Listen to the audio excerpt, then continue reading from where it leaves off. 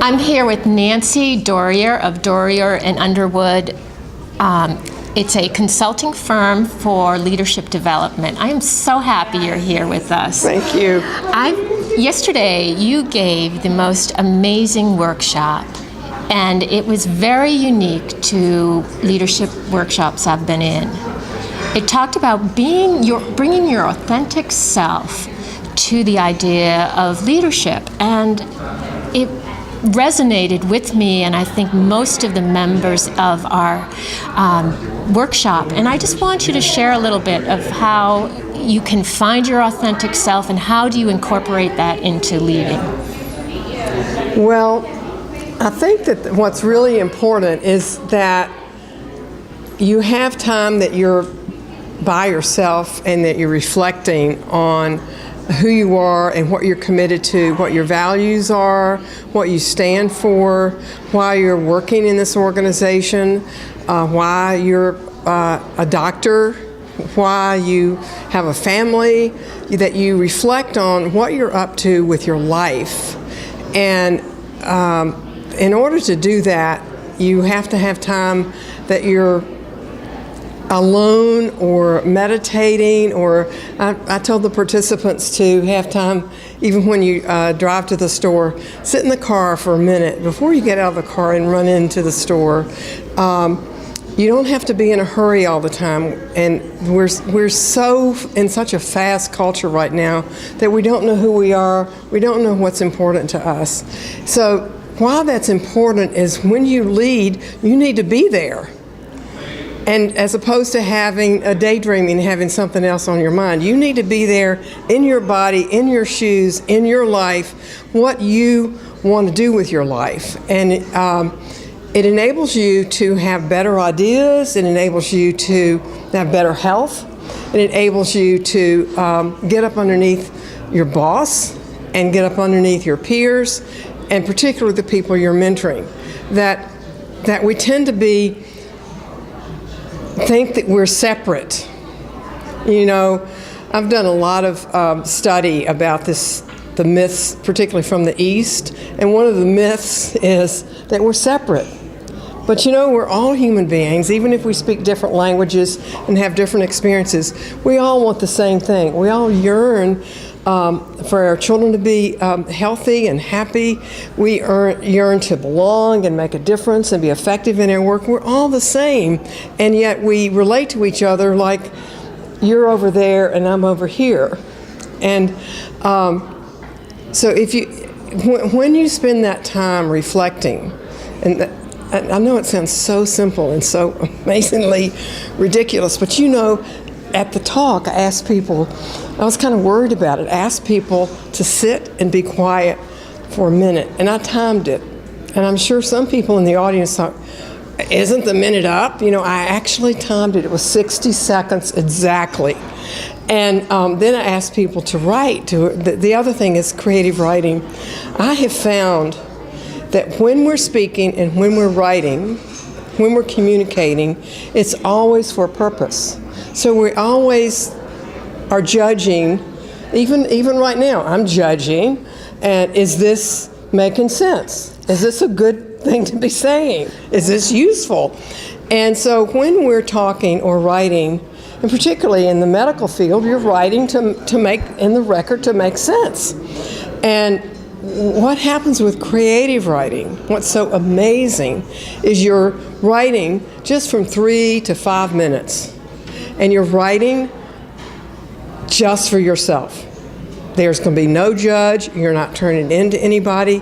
You're just seeing what happens. You take a line from a poem or from a piece of literature. Usually I think fiction and poetry is the best. You just take a line, and the line might say, I went fishing the other day.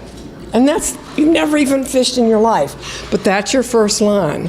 And you might end up writing for 3 minutes about the other day, or your granddaddy who went fishing. You will find something to write about. You're not empty.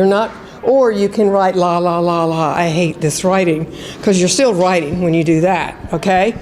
So when you do that, you'll find a voice and a subconscious that's running all the time. And you'll get to know yourself in a way that you won't be rewarded for, except in terms of your sense of authenticity and being who you are. You know, when you look at us as physicians and you see that we have a role that we're playing in other people's lives, the value that we can bring of this authenticity of who we really are.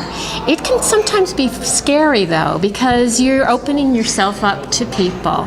And on the other hand, the rewards are great, to be able to bond with your patients and form a relationship. When you're with a patient, it's not like you have to tell them about your big toe or what you had for breakfast or what you wrote in your creative writing, but when you're with a patient, you can listen better. You can allow the silences. You can say, let me think about this. Let me look again. Tell me again what happened. You can listen better. And you don't, I think that there's this pressure in any field, but particularly for a physician, to hurry up and be smart and get the answer, and then you need to send them out and get a new patient in the door.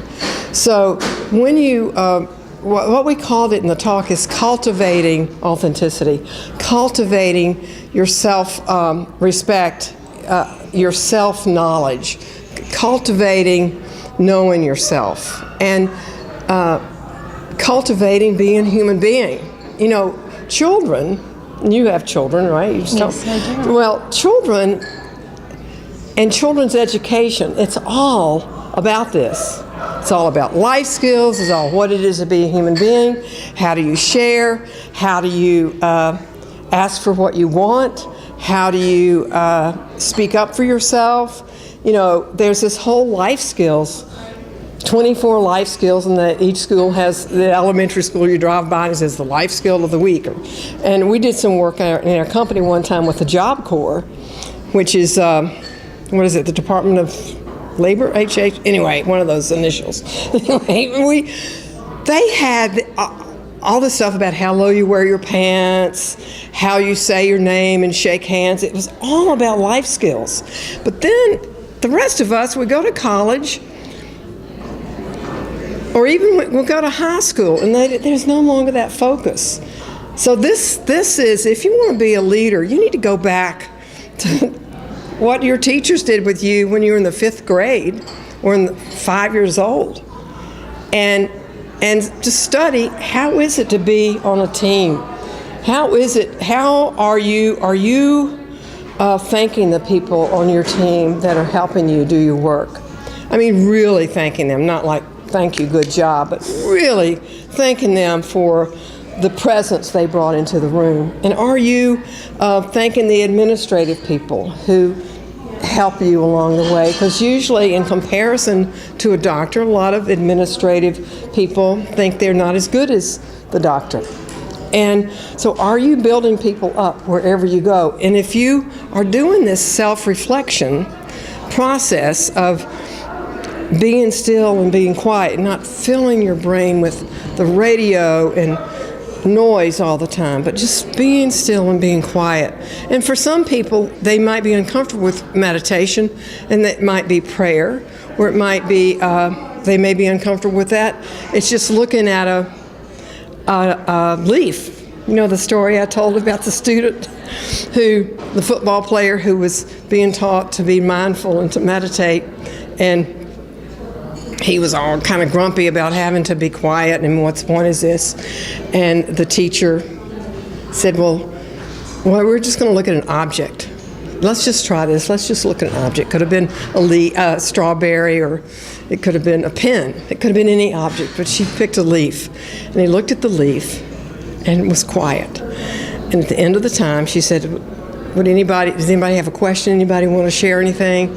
This football player raised his hand, and she kind of, oh God, what's he going to say? And he burst into tears. He said, I love my leaf. I love my leaf. You know, so your meditation could just be As simple as that. loving your waiter. The opportunity to be present with other human beings is constant opportunity. Just now, just the looking at your pearls, you know, and wow, you know, just the opportunity to be alive. Right, Because there's going to be a time when we don't have that anymore. Right. And we'll look back and wish, God, I wish I'd seen those pearls better, So that's what it's about. And it's why that's a value in the business world is because leaders, the definition of a leader is what's left of you when you've left the room, when you're no longer in the conversation. So are you leaving people in action based in your communication with them? Are they fulfilling what you agreed in the meeting you would do? And I don't know, but lots of times it's pretty high percent, and they're not. But you bring a lot of love and joy, and that, I think, if you leave that in the room, I think that's pretty special. Right. That's right. And in your field, people are scared. Yeah. Your patients are scared. I know. And we the can families make a are difference. That's right. Just by being, That's opening right. our hearts. Yeah. All right. Thank you.